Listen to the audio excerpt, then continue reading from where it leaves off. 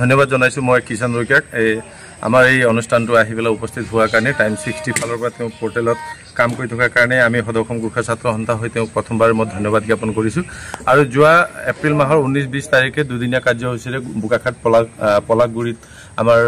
অধিৱেশন হৈছিলে আৰু সেই অধিৱেশনৰ নতুন সমিতি হিচাপে আজি মই সভাপতি আৰু ৰুদ্ৰ ফুৱেল সাধাৰণ সম্পাদক হিচাপে আমি 54 জনীয়া এটা সমিতি আজি নতুনকৈ কাৰ্যভাৰ চলাই নিবৰ কাৰণে আমি আজি শপত গ্ৰহণ আমি ইয়াতে গ্ৰহণ কৰো আৰু আগন্তুক দিনত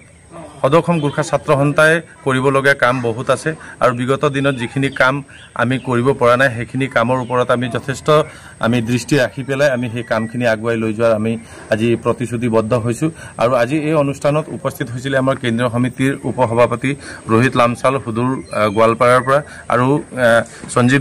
সঞ্জীৱ ছেত্ৰী ডাঙৰীয়া আৰু মহেশ শৰ্মা ডাঙৰীয়া আৰু আমাৰ মণিকুমাৰ লিম্বু ডাঙৰীয়া মানে কিছুমান নিৰ্দিষ্ট আমাৰ কেন্দ্ৰীয় সমিতিৰ পৰা 4জনকৈ ব্যক্তি আহিছিলে আৰু লগত আজি উপস্থিত আছিল কাৰ্বি আংলং জিলা সমিতিৰ বিষয়ববীয়াসকল অসম নেপালী সাহিত্য সভাৰ বিষয়ববীয়া লগতে আমাৰ গোৰ্খা সন্মিলনৰ জিলা সমিতিৰ বিষয়ববীয়াসকল আজি উপস্থিত আছিল আজি সেই অনুষ্ঠানটোত আমি বচনবদ্ধ হৈছো যে আগন্তুক দিনত আমাৰ শিক্ষাৰ ক্ষেত্ৰত বা উন্নয়ন বা আমাৰ আৰ্থিক স্বাৱলম্বন কেনেকৈ হ'ব লাগে আমাৰ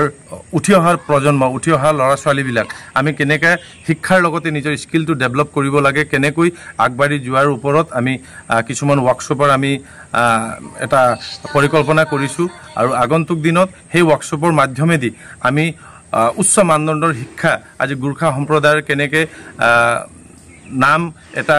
কৰিব পাৰে বা নিজৰ কেৰিয়াৰৰ ওপৰত কেনেকৈ ফোকাস কৰি নিজৰ জাতিটোৰ কাৰণে বা নিজৰ সমাজৰ কাৰণে নিজৰ পৰিয়ালটোৰ কাৰণে প্ৰত্যেকজন আমাৰ সৈনিক বা প্ৰত্যেকজন আমাৰ ল'ৰা ছোৱালীবিলাক উঠি অহা বিশেষ কৰি নৱপ্ৰজন্মই কেনেকৈ কাম কৰি যাব তাৰ ওপৰতে সদৌ গোৰ্খা ছাত্ৰ সন্থাই আগন্তুক দিনত কাম কৰি যাব বুলি মই প্ৰকাশ কৰিছো ধন্যবাদ বোকাখাটত অনুষ্ঠিত আমাৰ দ্বাদশ দ্বিবাৰ্ষিক গোলাঘাট জিলা গোৰ্খা ছাত্ৰ সন্থাৰ যি অধিৱেশন আছিল সেই অধিৱেশনৰ প্ৰতিনিধি সভাই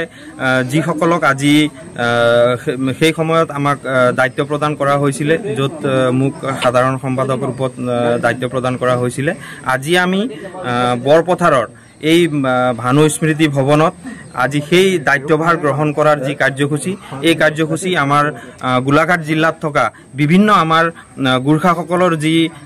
জাতীয় সংগঠন এই জাতীয় সংগঠনৰ নেতৃত্বসকল লগতে গোৰ্খা ছাত্ৰ সন্থাৰ আমাৰ কেন্দ্ৰীয় নেতৃত্বসকলৰ উপস্থিতিত আৰু আমাৰ গোলাঘাট জিলাৰ যি নতুন নিৰ্বাচিত হোৱা আমাৰ বিষয়ববীয়াসকলৰ উপস্থিতিত আজি আমি এই দায়িত্বভাৰ গ্ৰহণ কৰি শপত বাক্য আমাৰ